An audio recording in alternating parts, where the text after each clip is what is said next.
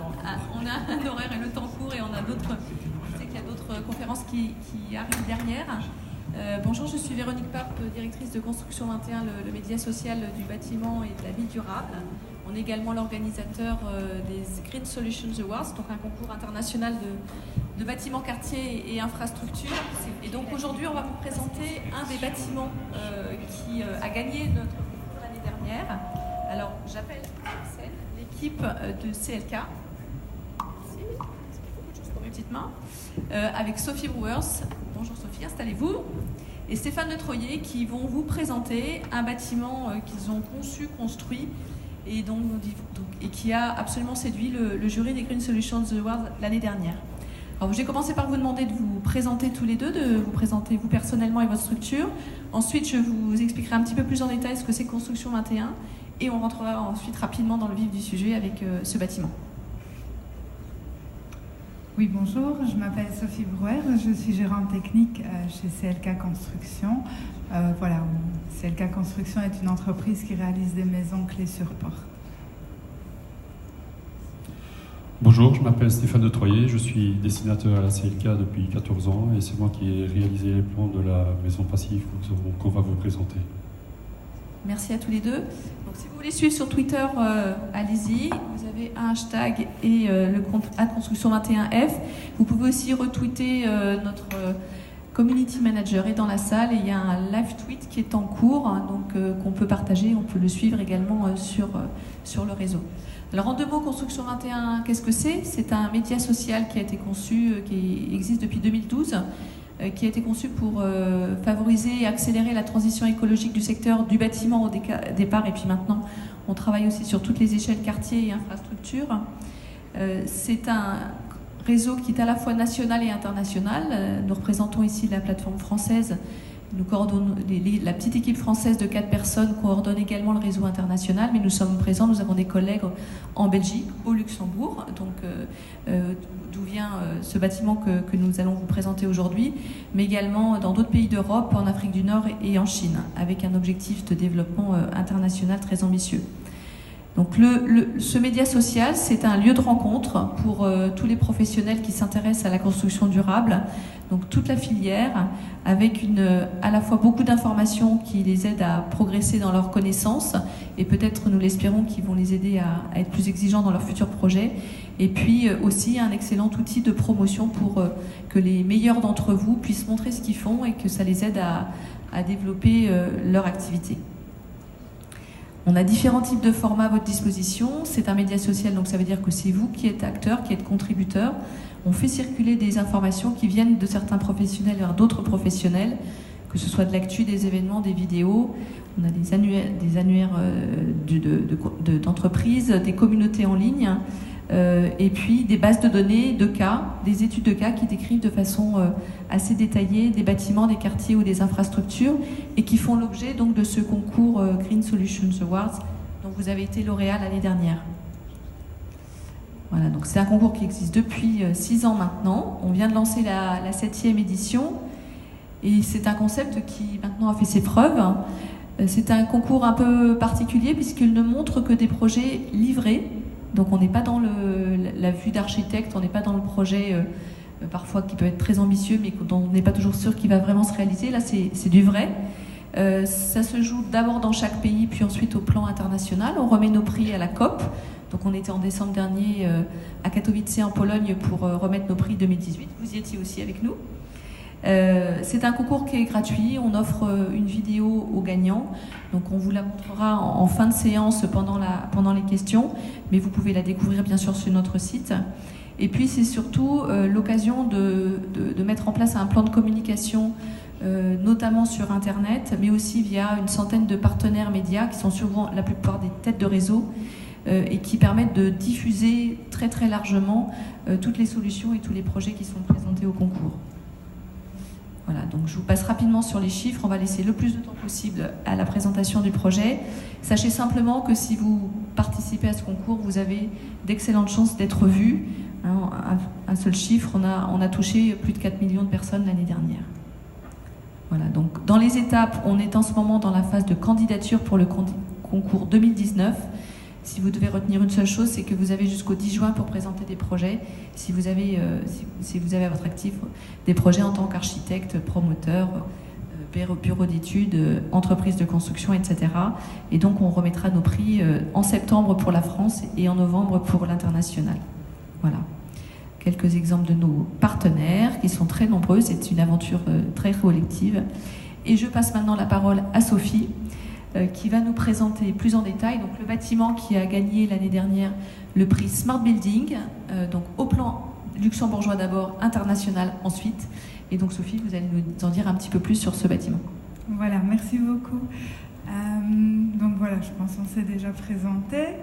Je vais présenter cette présentation en 3 parties. La première partie, c'est ici Stéphane de Troyer qui va vous l'expliquer, c'est-à-dire la conception du projet voilà, dans toute son ampleur. La seconde partie va se focaliser sur le caractère plutôt passif du côté énergétique, qu'est-ce qui a été mis en place de ce point de vue-là. Et la dernière va parler plus précisément de la domotique et de ce système en particulier, voilà, de vous expliquer ce qu'il a de si particulier. Donc, nous sommes une entreprise de construction et nos clients viennent avec des questions, des idées reçues par rapport au caractère passif des habitations, je suppose auxquelles vous avez sans doute parfois été confrontés, qui sont telles que je ne veux pas vivre dans une maison, je ne peux pas ouvrir les fenêtres, la ventilation, ça fait beaucoup de bruit, la climatisation, ventilation, c'est la même chose, ça me donne mal à la gorge. Ou bien aussi par rapport à la domotique, que ça serait soi-disant réservé à des personnes qui sont calées en informatique, ou tout simplement la question de se poser à quoi ça sert. Et donc par rapport à toutes ces questions, on s'est dit rien tel que de montrer la réalité qui est effectivement tout autre. Et donc pour cela, nous avons souhaité réaliser une maison de témoins qui démontre tout l'intérêt du passif. Une maison passive, ok, c'est écologique, mais c'est avant tout une maison qui est très agréable à vivre.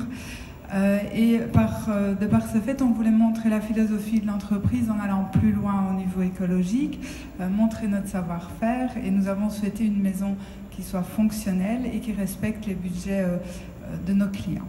Et donc voilà, c'est Stéphane de Troyer qui s'est attelé à cette tâche. Alors Stéphane, on vous écoute maintenant sur comment vous avez fait. Voilà, je vais vous expliquer un peu en quelques mots l'historique du projet.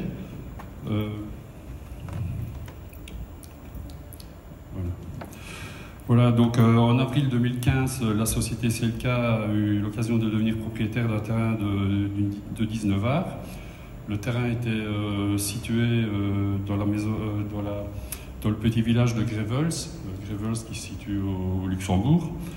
Le terrain était idéalement situé puisqu'il était placé à 8 km du siège de la CLK, ce qui pour les visées des clients était vraiment bénéfique, quoi.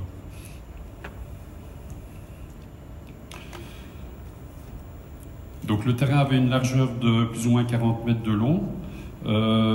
Sur le terrain, il y avait une ancienne construction qui faisait plus ou moins 27 mètres de long et 13 mètres de large. Il n'y avait pas de cave. Et sur le terrain, il y avait aussi beaucoup de sapins. Donc la première chose à faire pour préparer le terrain qui était orienté nord-ouest, c'était de préparer la demande de démolition, de raser la maison existante et de couper les sapins.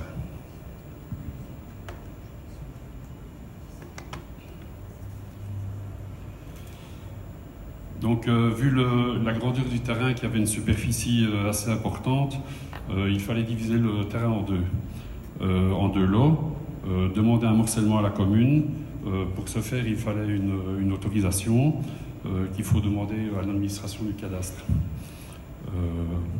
Après ça, le cadastre faisait une nouvelle demande de morcellement. Excusez-moi, je suis un peu stressé. Voilà, donc le cadastre venait faire un nouveau mesurage et donnait un nouveau numéro cadastral. Voilà. Après division du terrain, on se retrouvait avec deux grands terrains qui se situaient à gauche avec une... Je suis un peu stressé, excusez-moi. Respirez, ouais, c'est le stress, ça y est. Personne ne va vous manger. Non, mais ça va, ça. Ok, bon, je reprends. Voilà. Donc, au niveau du terrain, je reprends. Au niveau du terrain, les terrains sont très chers au Luxembourg. C'est pour ça qu'on a procédé à un morcellement pour pouvoir rentabiliser un peu le terrain. Donc, on a réussi ici à diviser le terrain en deux lots. Donc, le terrain de droite était voué à être vendu avec une maison témoin en promotion, et le terrain de gauche allait devenir le terrain pour la maison témoin. Voilà. Donc ici, le terrain a un prix de plus ou moins de 16 000 € de l'art, ce qui pour le Luxembourg est quand même pas vraiment très cher quand on sait que parfois les terrains peuvent arriver à 95 000 € de l'art. Voilà. Au niveau des contraintes... Pardon, je suis pas sur mon slide.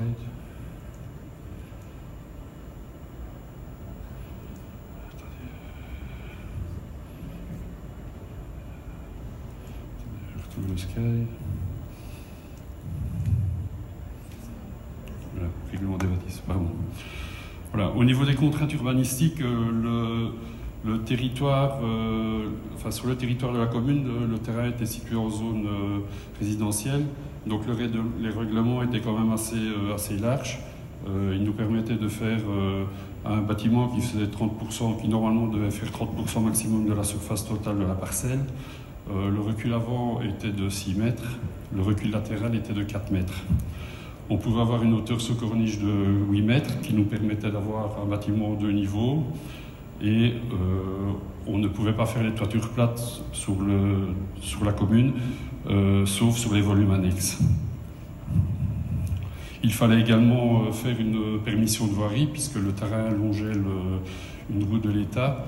Donc à ce niveau-là, le règlement nous a imposé de faire un garage au rez-de-chaussée.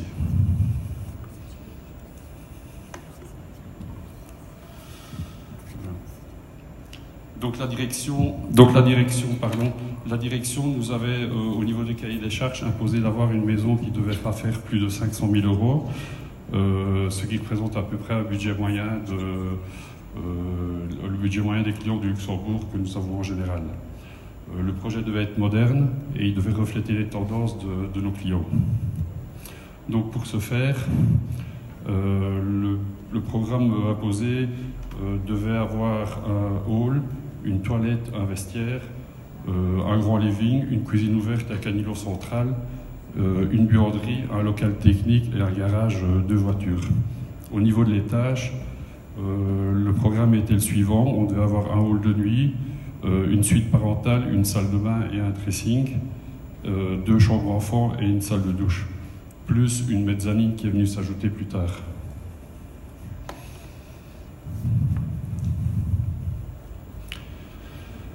Donc, après analyse du terrain et des réglementations, et après avoir fait une estimation rapide, on a directement décidé de ne pas faire de cave, vu que le terrain était plat, pour éviter de faire des évacuations de terre inutiles, des aménagements compliqués et engendrer des coûts supplémentaires.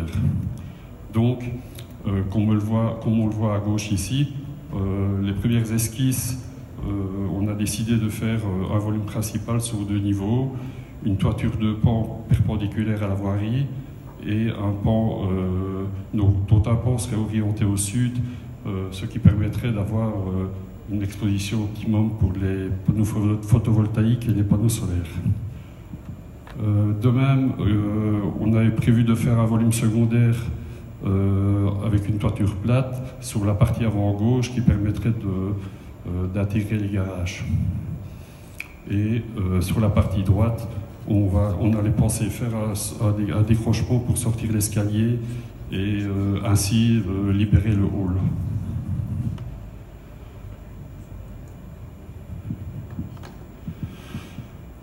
Au niveau de l'agencement de l'espace du rez-de-chaussée, on a décidé de faire un agencement où la lumière allait primer. notamment avec les bandeaux le long de l'escalier et les grandes baies vitrées qui seraient orientées vers l'arrière dans la pièce de vie. Donc on voit ici sur les esquisses qu'il y a deux zones qui se distinguent. Donc la partie avant, on a les locaux techniques avec le garage, la buanderie, le local technique, la toilette, le hall d'entrée et le vestiaire. Ensuite, sur la partie arrière,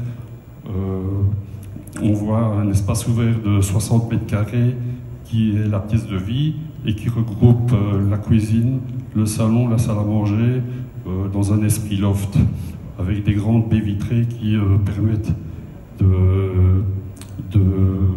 d'apprécier la vue magnifique qui se trouve à l'arrière et enfin de générer un apport solaire important.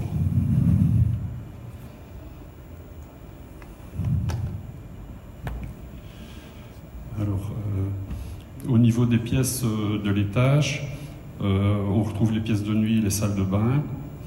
Donc la circulation a été pensée à respecter l'intimité de chaque habitant. La partie avant, comme on le voit sur la partie de droite et de gauche, il y a les deux chambres enfants et la salle de douche commune qui donne une indépendance totale. Ensuite, sur la partie arrière, on voit la suite parentale avec la vue, le dressing et la salle de bain. Ensuite, sur la partie centrale, la mezzanine ouverte sur le bureau et le vide d'étage. Bon, cette mezzanine assure un double rôle. Elle assure la continuité du rez-de-chaussée en augmentant la convivialité et elle crée une zone tampon entre la chambre parents et enfants.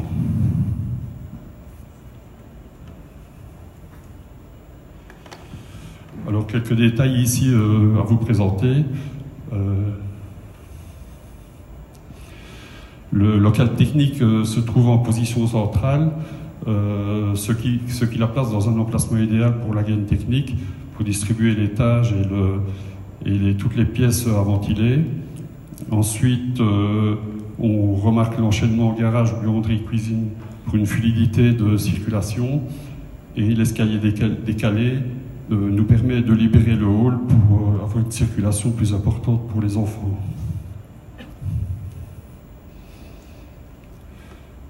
Au niveau de la chambre parent, on voit que le dressing intégré dans l'espace de circulation permet d'avoir un gain de place sur la façade arrière qui va être équipé d'un grand châssis. La mezzanine sur la partie centrale est un espace polyvalent qui va pouvoir évaluer avec les besoins des habitants dans le temps. Ensuite, la salle de douche, les photos, la salle de douche, je sais pas changer le truc. La salle de douche ici nous permet de montrer qu'on a réussi un petit exploit en réussissant à caser une baignoire, une douche, un lavabo et un WC dans un espace assez réduit qui comprend deux portes et une fenêtre en organisant une cloison de séparation qui fait à la fois paroi de douche et miroir lavabo.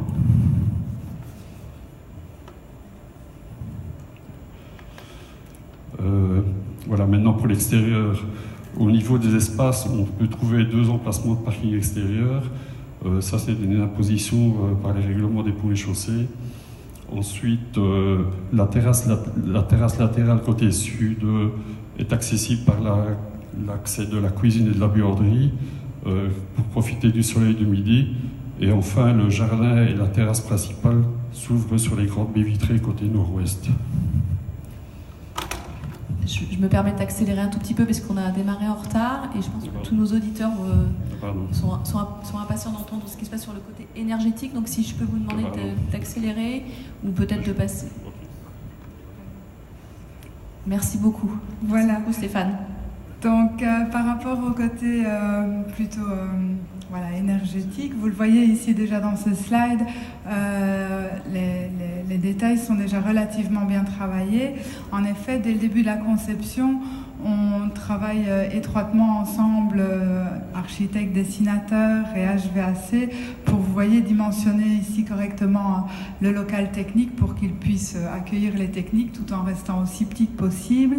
Et donc vous voyez la réalisation ici, le 3D avec toutes les ventilations. Également avec l'expert énergétique qui va définir exactement les dimensions des parois et par rapport à la statique pour valider les épaisseurs de dalles, etc. Et donc par rapport à la réalisation en elle-même, CLK est principal intervenant, étant donné que nous avons beaucoup de corps de métier en entreprise, différentes conseillers, etc. au niveau ingénieur, statique, expert énergétique et architecture. Et nous avons fait appel à quelques intervenants, notamment RMS 7.lu avec Carlo Posing qui est ici présent et qui pourra répondre à toutes vos questions à la fin de cet exposé, et quelques autres intervenants. Alors, il faut savoir que cette maison s'inscrit dans une politique luxembourgeoise énergétique qui est assez forte. Ça date depuis 2013 où le candidat bâtisseur reçoit toute une série de primes, jusqu'à 25 000 €, plus des primes spécifiques par rapport à certaines installations. Et puis, ces habitations ont petit à petit été rendues obligatoires en 2014 pour les maisons basse énergie et 2017 pour les maisons passives. CLK n'a pas attendu cette imposition pour s'y mettre. On a eu les premières maisons passives qui se sont terminées en 2013, puis la première maison témoin, et la deuxième ici à Grevels, construite en 2016 et 2017. Et bientôt, nous l'espérons, une troisième. Cette politique s'appuie sur le passeport énergétique. Juste quelques mots. Il y a d'abord la classe de performance énergétique qui indique vraiment le bâtiment, combien est-ce qu'il consomme dans sa globalité, y compris par exemple l'acheminement du fioul pour une maison qui fonctionne au fioul. La classe d'isolation thermique qui, elle, définit à quel point la maison est bien isolée, et la classe de performance environnementale qui donne les émissions de CO2 de l'habitation. Lorsque ces trois catégories sont A, au Luxembourg, cette maison est considérée comme passive. Je vais vous expliquer pour chacune des catégories ce qui a été fait au niveau de la maison témoin. Au niveau du besoin en énergie primaire, la première catégorie, nous sommes à 28 kWh par mètre carré par an, là où la limite se situe à 45. Donc vous pouvez le voir, on a des installations qui sont relativement performantes, avec une pompe à chaleur, avec une unité extérieure, associée à une ventilation mécanique qui se situe à l'arrière au niveau de l'image, ventilation mécanique contrôlée avec récupération de chaleur de l'ordre de 85%, et également 2 panneaux solaires en toiture qui fournissent l'appoint et le petit ballon que vous voyez ici devant. Qui dit basse température, dit chauffage par le sol, voilà, dans toute l'habitation. Au niveau de la classe de l'isolation thermique, on a un bâtiment qui est un peu en dessous de 19 kWh par mètre carré par an, la limite est de 22, et voilà, comme je suppose aussi en France, dans le passeport énergétique, on y détaille les compositions de parois, les valeurs de châssis qui impactent là-dessus aussi, et les ponts thermiques. Pour vous donner un ordre d'idée, je ne sais pas en France, voilà, les valeurs R se situent ici pour ces parois-ci entre 8,5 et 14 mètres carrés Kelvin par watt. Pour ceux qui, comme moi, ont l'habitude de travailler en valeur U, cela signifie entre 0,07 et 0,12 watts par mètre carré Kelvin. Les compositions des façades sont les suivantes. On a la façade principale, qui est isolée par l'extérieur avec 24 cm de néopore. Au niveau du sol, on l'a également isolée par l'extérieur de l'enveloppe thermique avec 16 cm de jacodure. Et là, on a fait une deuxième couche à l'intérieur pour justement les ponts thermiques qui se situent entre volumes chauffés et non chauffés pour les réduire. Donc c'est pour ça qu'on a travaillé en 2 couches. Et au niveau de la toiture plate et des combles, là, on a travaillé avec des plaques de polyuréthane. Donc voilà, vous voyez un petit peu les compositions de parois dans leur globalité telles qu'elles sont présentées dans le pass énergétique. Au niveau des châssis, nous avons souhaité travailler avec des châssis en bois aluminium, justement pour des critères de recyclabilité, bien entendu du triple vitrage, une valeur G qui est quand même importante pour ce type de vitrage, donc voilà. Et au niveau des ponts thermiques, bien entendu, chaque pont thermique est détaillé. Je vous ai pas remis toutes les dizaines de ponts thermiques qu'il y avait dans la maison, mais voilà, ici vous voyez la toiture avec une pièce adjacente, voilà. Au niveau des émissions de CO2 de l'habitation, forcément quand les deux critères sont assez bons, on n'a pas trop de soucis de ce côté-là, et le bâtiment produit 5,6 kg de CO2 par mètre carré par an. Alors, un point assez crucial dans les maisons passives pour tous ceux qui en ont déjà réalisé, c'est l'étanchéité à l'air. Et là, on a obtenu un assez bon résultat puisqu'on a un taux de renouvellement d'air moyen dans la maison de 0,26, là où la limite tolérée est de 0,6, donc on est en dessous de la moitié. Donc voilà, ce qui est un assez bon résultat. Comme je l'ai dit tout à l'heure, nous souhaitions aller plus loin, donc on n'a pas uniquement mis du solaire, on a également mis du photovoltaïque. Vous voyez, les solaires sont à l'arrière de la toiture et le photovoltaïque à l'avant.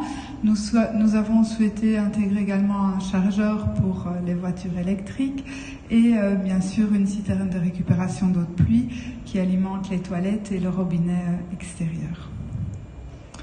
Enfin, nous avons souhaité mettre en place également des matériaux certifiés. Je voulais reprendre ici les peintures sans solvant qui ont été utilisées, les portes et les parquets qui ont été réalisés avec du bois certifié comme provenant de forêts gérées durablement. Je voulais pas terminer la partie plus technique sans parler du BIM parce que je pense que c'est vraiment un défi de tout le secteur. Et chez CLK, on s'y est lancé il y a un petit temps déjà, en 2015. En 2017, on a finalisé nos premières bibliothèques. On est passé à la réalité virtuelle assez rapidement après. Et puis maintenant, on y a vraiment inclus l'HVAC, la statique. On peut en sortir les métrés, faire les clashs. Malheureusement, vu que la maison témoin a été construite au début, on n'a pas pu profiter de ça vraiment depuis le début du projet, mais ça a été un des premiers projets sur lesquels nous avons testé la bibliothèque. Nous nous en sommes servis pour faire des rendus 3D, vous voyez au-dessus le virtuel, en bas le réel.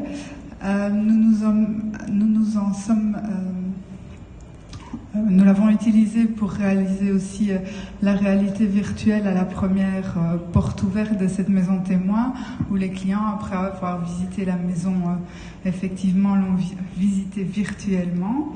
Et enfin, nous l'avons utilisé comme arrière-plan au niveau du système de domotique. Et donc voilà, ça me permet de faire une transition vers la domotique. Et le système Il nous reste 3 minutes. Pardon ? Il nous reste 3 minutes. Je vais me dépêcher. Et le système Enotion qui a été utilisé ici. Donc la spécificité, c'est vraiment les interrupteurs tels que vous les voyez là, par exemple, ils n'ont pas de câble, pas de batterie, pas de pile, pas de fil qui les relie. Et généralement, la question du coup, c'est comment est-ce qu'il fonctionne. C'est avec l'énergie mécanique de l'utilisateur qui appuie sur l'interrupteur. Cette énergie mécanique est transformée en énergie photoélectrique qui permet d'envoyer un signal vers le récepteur. Et du coup, d'allumer les lampes, etc. Donc voilà, les intérêts de ce système, on a moins de câbles, on n'a pas de piles, donc moins de matières premières. Au niveau environnemental, c'est un gain non négligeable. Le temps d'installation est réduit, le coût est moindre. On a une maison qui peut facilement évoluer au fur et à mesure des besoins des habitants, des rénovations qui font la vie d'un bâtiment. Et même nous qui construisons des maisons unifamiliales, en fin de chantier, on peut quelques jours avant la réception décider où viennent les interrupteurs, etc. avec le client. Enfin, pour les personnes qui sont sensibles aux ondes, il faut savoir que les fréquences permettent des distances importantes, les durées d'émission sont très courtes et c'est comparable avec l'énergie émise par un ancien radio, une ancienne radio, juste le temps de la milliseconde nécessaire à l'émission du signal, pas plus. Donc c'est vraiment extrêmement faible. J'ai bien expliqué voilà, tous les intérêts, mais je n'ai pas encore expliqué à quoi ça sert. Donc vous voyez ici sur une vue qu'on peut avoir sur la tablette ou sur le téléphone, on peut vraiment contrôler toutes les consommations de l'habitation, les panneaux solaires, combien est-ce qu'ils produisent, combien consomme ma ventilation, mon local technique, ma maison, tout ça en watts ou en euros. Pareil pour l'eau de pluie, l'eau de ville. On peut vraiment tout contrôler. Et à partir du moment où on peut tout contrôler, on peut aussi adapter voilà, sa manière de vivre dans la maison ou faire quelques réglages si nécessaire. On voit si les portes sont ouvertes ou fermées. Voilà, et d'un seul clic, on peut facilement, à travers ce visuel, là, allumer, éteindre, voilà, tout système ou toute lampe ou le chauffage. Voilà un petit peu tous les capteurs qui ont été installés. On a des capteurs de température, d'humidité, des compteurs d'eau, etc. Savoir c'est bien, être averti c'est mieux. Ici un exemple par rapport au compteur voilà, qui compte la consommation d'eau que vous avez vu sur le slide avant. Il permet de faire plus encore puisqu'il permet d'avertir l'utilisateur si le compteur constate une fuite, une chasse d'eau, un robinet ou même une fuite plus importante. Donc voilà, et là il n'y a personne qui appuie sur un bouton, c'est l'eau qui passe au travers du système qui donne l'énergie au système pour fonctionner. Voilà, et dernier point, une intelligence invisible qui se gère elle-même. Ça, c'est, je pense, vraiment l'avenir au niveau, surtout pour les maisons passives. On sait que la surchauffe est un risque qui est important puisque l'énergie emmagasinée, voilà, reste, on est bien au chaud. Et donc la maison peut se gérer d'elle-même grâce aux températures, aux sondes de température et descendre le volet même quand on est parti travailler. Voilà, mode pilotage automatique. Donc voilà, je vous ai expliqué un petit peu tout ce qu'elle pouvait faire. J'espère vous avoir convaincu qu'une maison connectée offre un avantage supplémentaire. C'est une utilisation simple et voilà, que la maison passive est agréable. Bref, voilà, comme vous l'aviez dit, un projet à 360 degrés. Et voilà, nos meilleures récompenses sont les avis des personnes qui y passent. Merci beaucoup. En tout cas, on a la preuve avec votre présentation que le smart building qu'on pensait réserver plutôt aux grands bâtiments tertiaires, ça se décline aussi sur des maisons individuelles. Donc on a de nouveau un petit peu dépassé. On a rattrapé une partie du retard, pas totalement. Je vous propose de prendre une seule question. Voilà, monsieur. Et puis on va passer à la présentation suivante. Allez-y. Pouvez-vous me rappeler, s'il vous plaît, le nombre de mètres carrés développé pour 500 000 € maximum?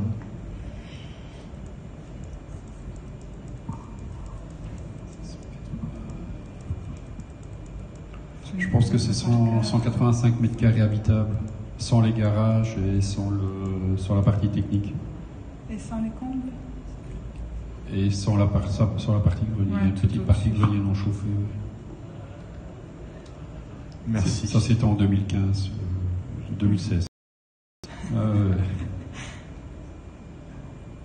Une autre question?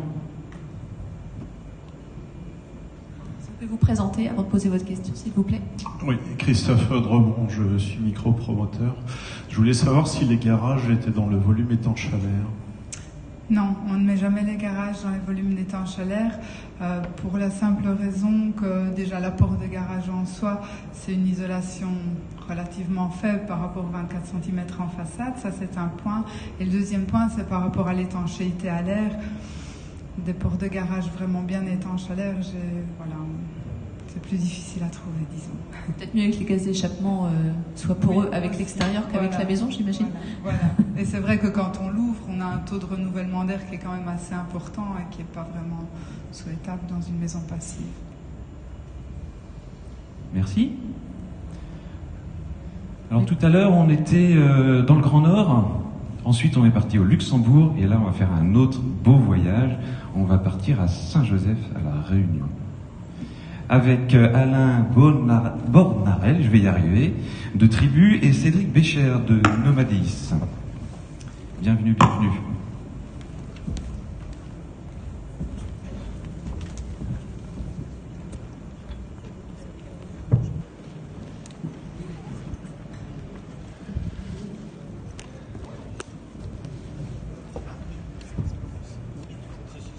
Vous avez vos 2 micros, la zapette. Merci pour cette introduction. Bonjour à tous. Donc, je m'appelle Cédric Bécher, je suis effectivement directeur associé de